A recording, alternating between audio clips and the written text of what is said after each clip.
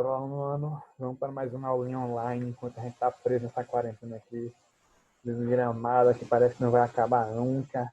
Vamos falar hoje sobre elementos químicos, certo? Vai que um de vocês aí vira farmacêutico e desenvolve um medicamento realmente eficaz. Então vamos lá, vamos falar de elemento químico. Primeira coisa, a gente já tinha meio que falado que é elemento químico. Mas lembra, elemento químico é um conjunto de átomos, está aí no enunciadozinho, ó, que apresenta o mesmo número atômico. Esse Z, lembrem, esse Z maiúsculo aí, ele representa o número atômico, que é a quantidade de prótons de qualquer átomo, certo? E é isso que vai definir se ele é um hidrogênio, se ele é um oxigênio, se ele é um carbono, se ele é urânio. A quantidade de prótons, certo? Os prótons é o que definem o tipo de átomo, o elemento químico no caso, certo? Então, em uma tabela periódica, o nosso elemento químico vai estar representado assim. A gente tem o exemplo do ferro. Então, você vai ter uma marcação, uma média das massas que a gente encontra na natureza, certo? Representado. Sempre o valor maior vai ser o número de massa, vai ser a massa atômica. Não é toda tabela que vai trazer a distribuição eletrônica, algumas têm, mas o trio básico de toda a tabela é o seguinte: o nome da massa atômica, o símbolo do elemento químico, no caso aí, ó, o Fe do ferro, e o número atômico, que no caso aí é o 26. Eles podem trocar a ordem, às vezes vai estar a massa atômica em cima, ou o número atômico embaixo. Como é que danado eu vou saber o que é um e o que é o outro, professor? Pelo valor. O número atômico sempre é menor que a massa, certo? Porque a massa vai ser a quantidade de prótons mais a quantidade de nêutrons. E o número atômico é só os prótons, certo? Então, é tipo assim, a quantidade de alunos da sala vai ser maior do que a quantidade de alunas na sala. Como assim? Então, não estou entendendo. E quando a gente fala aluno, a gente está se referindo aos dois gêneros, tanto menina como menino. Então, quando eu digo assim, na minha sala tem 50 alunos. Esse é o número total. E o número de alunas meninas, né? As alunas, alunos do sexo feminino, são 15. Então, é óbvio que de um número total, o número de uma parte vai ser menor. Então, o número de massa atômica é o número total, prótons mais nêutrons. E o número atômico é apenas a quantidade de prótons, certo? Então, sempre que você não souber o que é um e o que é o outro, vão nessa dica aqui. O número atômico sempre é o menor valor e a massa atômica sempre é o maior valor, certo? Vamos lá. Só que na natureza a gente vai encontrar elementos químicos e átomos com algumas coisas parecidas, outras coisas que vão diferir entre eles. E para isso a gente vai dar uns nomezinhos para essa semelhança, certo? Então, e sempre a gente vai levar em consideração essas três coisas. Também vai ter uma quarta aí que eu vou falar daqui a pouco. Então, você vai levar em consideração o número atômico, o número de massa e o número de nêutrons. Quando o número atômico for igual, quer dizer que eles são o mesmo elemento químico. Mas na natureza a gente pode encontrar esse mesmo elemento químico com um número de massa diferente, porque o número de nêutrons vai ser diferente. Então, o número de nêutrons pode variar. O que não pode variar dentro do elemento químico é o número de prótons. Isso não muda, certo? Então, quando eu tiver o mesmo número de prótons, mas diferente número de nêutrons e de massa, consequentemente, eu vou ter o que a gente chama de isótopo. Quando eu tiver o número de massa e quer dizer, quando eu tiver o número de massa igual, mas o número de prótons e nêutrons diferentes, eles não são o mesmo elemento químico, eles são isóbaros. E quando eles tiverem o número de massa e o número atômico diferente, apenas um número de nêutrons iguais, aí a gente vai ter isótonos, ó, esse Nzinho aí, ó, N, isótonos, nos de neutro. Quase me enganei aqui. Número de nêutrons, certo? Então, vamos exemplificar isso. Aqui a gente tem três tipos de oxigênio que a gente encontra na natureza. Oxigênio 16, 17, 18.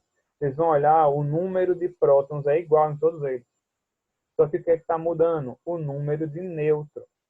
e o número de nêutrons é o que está diferente. O número de prótons é igual, eles são os mesmos elementos, fazem parte do mesmo elemento químico, só que eles são o que a gente considera de isótopos. O número de nêutrons é diferente. Lembra, se o número de nêutrons é diferente, o número de massa também vai ser diferente, certo? Um exemplo maior disso a gente tem o carbono 12, 13 e 14, que são os carbonos que a gente usa para fazer o que a gente chama de datação atômica, a datação dos fósseis. A gente utiliza desses isótopos para descobrir a idade dos fósseis que a gente encontra, de artefatos históricos que a gente encontra, certo? Bora lá, a gente tem mais dois exemplos, os isóbaros e os isótopos. Passei uma sentença que eu peguei de página gringa, certo? Então a gente tem os isóbaros. Os isóbaros eles têm o mesmo número de prótons, quer dizer, eles têm um número de prótons e nêutrons diferentes, só que o número de massa está igual, 40 e 40 lá em cima. O Ca e o Ar, eles têm números atômicos, números de nêutrons diferentes, mas o número de massa, por coincidência, acaba coincidindo. Então você vai ter isóbaros, mesmo número de massa.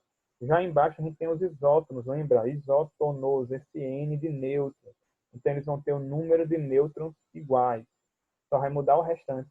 Então ele tem 12 prótons, o Mg tem 12 prótons e o Na tem 11 prótons. Só que o número de nêutrons deles dois vai ser igual. Por isso, como é que isso eu sabe? Eu não estou vendo. Olha, ele lhe deu o número de massa, ele deu o número de prótons, número atômico. Então, você diminui 24 por 12, vai dar a quantidade de nêutrons. 24 por 12, 12. Então, no Mg eu tenho 12 nêutrons. No Na, que é o sódio, a gente tem 23 e 11. 23 menos 11, 12 nêutrons sobrando também. Então, nos dois eu tenho o número ou a quantidade de nêutrons igual. Isso caracteriza um isótopo. Certo? Só que lembre, o isótopo sempre vai ter o número de prótons diferente, senão a gente vai estar se referindo ao mesmo elemento químico, e não é o caso. E eu tenho um bônus aqui para vocês que não está no livro, mas geralmente a gente vai encontrar isso, que são os átomos que têm a quantidade de elétrons iguais, mesmo não sendo os mesmos elementos químicos. Isso vai acontecer quando a gente estiver comparando átomos neutros, que é o que a gente está vendo até agora, com íons, que é o que a gente vai aprender a partir de agora. Certo? Esses íons eles vão ter uma quantidade diferente de elétrons do que a de prótons, porque algumas reações acontecem sobre eles. Certo? Então, no caso aí, a gente tem sódio, oxigênio e o Ne, que eu não me lembro agora o que é.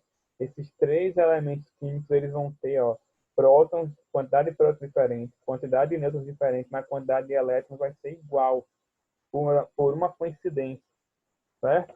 Nesse caso, a gente vai ter os isoelétricos.